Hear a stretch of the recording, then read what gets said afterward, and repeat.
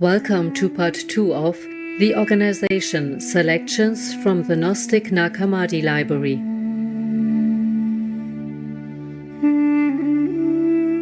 The Nag Hammadi Library is a collection of early Christian and Gnostic manuscripts, also called codices, that were discovered in 1945 near the Egyptian town of Nag Hammadi. The writings in these ancient books date back nearly 2,000 years.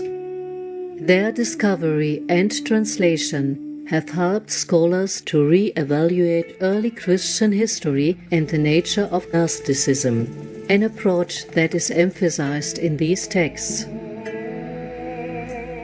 Gnostics believe that a divine spark exists within each person, through which a direct experience of God can be achieved.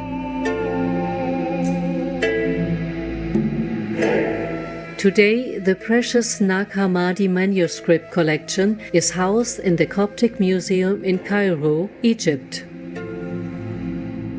We now invite you to join us for excerpts from the organization from the tripartite tractate in the Nag Hammadi Library. In Gnostic terms, the Aeon represents a level of divine perfection that came from God the Father and is without form. Within the creation of a physical realm, divinity can still be present but is no longer perfect. In this context, spiritual liberation involves repenting the mistakes of physical existence so that we may return to the formless divinity of the Aeon. Another concept in Gnostic teachings is Logos. Logos symbolizes the universal divine principle as expressed through physical form. One such representation of Logos in Gnostic scriptures is the Son of God, Lord Jesus Christ.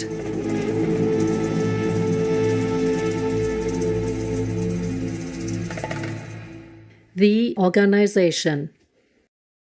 The Logos knows the agreement in the lust for power of the two orders. To these and to all the others, he graciously granted their desire. He gave to each one the appropriate rank, and it was ordered that each one be a ruler over a place and an activity. He yields to the place of the one more exalted than himself, in order to command the other places in an activity which is in the allotted activity which falls to him to have control over, because of his mood of being. As a result, there are commanders and subordinates in positions of domination and subjection among the angels and archangels, while the activities are of various types and are different. Each one of the archons with his race and his perquisites to which his lot has claim. Just as they appeared, each was on guard, since they have been entrusted with the organization, and none lacks a command and none is without kingship from the end of the heavens to the end of the earth, even to the foundation of the earth, and to the places beneath the earth.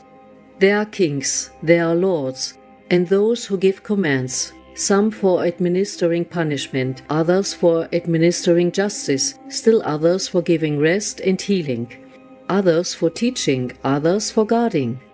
Over all the archons or rulers, he appointed an archon with no one commanding him. He is the lord of all of them, that is, the countenance which the Logos brought forth in his thought, as a representation of the Father of the totalities. Therefore, he is adorned with every name which is, a representation of him, since he is characterized by every property and glorious quality. For he too is called Father and God, and Demiurge, and King and Judge, and Place, and Dwelling, and Law. The Logos uses him as a hand to beautify and work on the things below, and he uses him as a mouth to say the things which will be prophesied. The things which he has spoken he does. When he saw that they were great and good and wonderful, he was pleased and rejoiced, as if he himself in his own thought had been the one to say them and do them, not knowing that the movement within him is from the Spirit who moves him in a determined way toward those things which he wants. In regard to the things which came into being from him, he spoke of them, and they came into being as a representation of the spiritual places which we mentioned previously in the discussion about the images. Not only did he work, but also as the one who is appointed as father of his organization. He engendered by himself and by the seeds, yet also by the Spirit which is elect and which will descend through him to the places which are below. Not only does he speak spiritual words of his own in an invisible way, he speaks through the Spirit which calls out and begets things greater than his own essence. Since in his essence he is a God and Father, and all the rest of the honorific titles, he was thinking that they were elements of his own essence. He established a rest for those who obey him, but for those who disobey him, he also established punishments. With him too, there's a paradise and a kingdom and everything else which exists in the eon which exists before him. They are more valuable than the imprints because of the thought which is connected with them, which is like a shadow and a garment, so to speak, because he does not see in what way the things which exist actually do exist.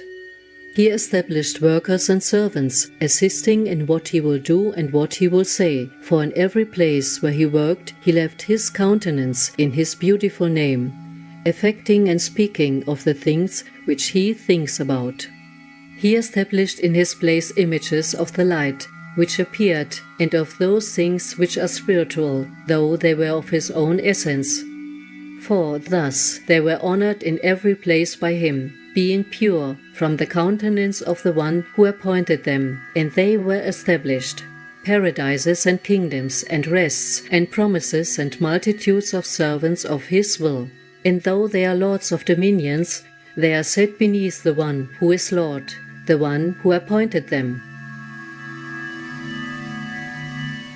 After he listened to him in this way properly about the lights which are the source and the system, he set them over the beauty of the things below. The invisible spirit moved him in this way, so that he would wish to administer through his own servant, whom he too used, as a hand and as a mouth, and as if he were his face, and his servant is, the things which he brings, order and threat and fear, in order that those with whom he has done what is ignorant might despise the order which was given for them to keep, since they are fettered in the bonds of the archons which are on them securely. The whole establishment of matter is divided into three. The strong powers which the spiritual Logos brought forth from fantasy and arrogance he established in the first spiritual rank. Then those powers which these produce by their lust for power he set in the middle area, since they are powers of ambition, so that they might exercise dominion and give commands with compulsion and force to the establishment which is beneath them. Those which came into being through envy and jealousy and all the other offspring from dispositions of this sort he set in a servile order, controlling the extremities, commanding all those which exist and all the realm of generation, from whom come rapidly destroying illnesses, who eagerly desire begetting, who are something in the place where they are from, and to which they will return. And therefore he appointed over them authoritative powers, acting continuously on matter, in order that the offspring of those which exist might also exist continuously.